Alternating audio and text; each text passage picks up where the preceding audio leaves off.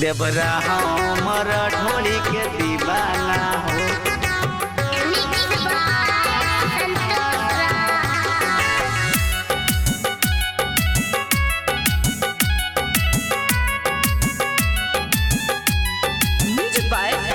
देवरा हमर ढोली के दीवाना हो।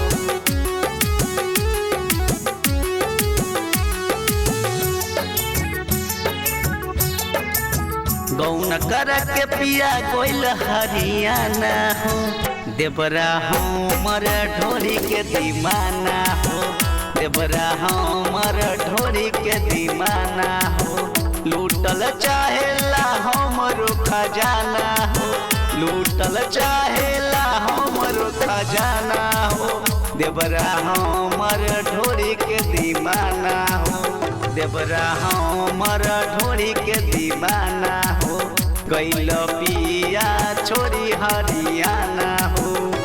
देवरा हमर ढोली के दीवाना हो।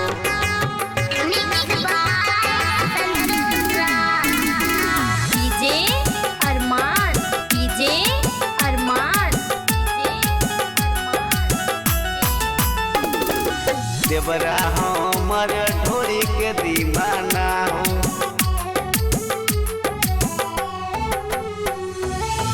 गाँव समझ के हम लाइन बोलाई के मुखिया सरपंच के दी बताई के हो। गाँव समझ के ले आई बोलाई के मुखिया सरपंच के दी बताई के। रोजे रोजे कुंडी ए सखी रोजे रोजे कुंडी तोरे लारू जाना हो। देवरा हमर ढोली के दीवाना हो।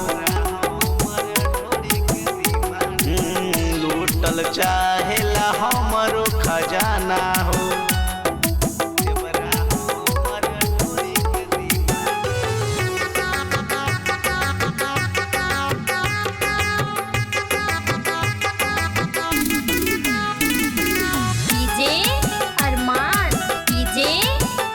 देवरा हमर ढोली के दीवाना हो।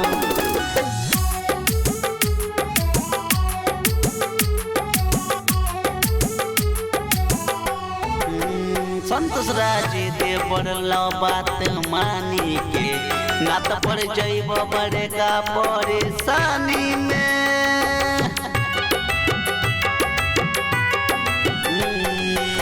संतोष राज देवर लो बात मानी के नात पर जैब बड़ेगा परेशानी में। मुखिया सरपंच के ए देवर जी मुखिया सरपंच जी को दोना फैसला हो। देवरा हमर ढोली के दीवाना बा। देवरा हमर ढोली के दीवाना हो। गइल पिया छोरी हरियाणा हो।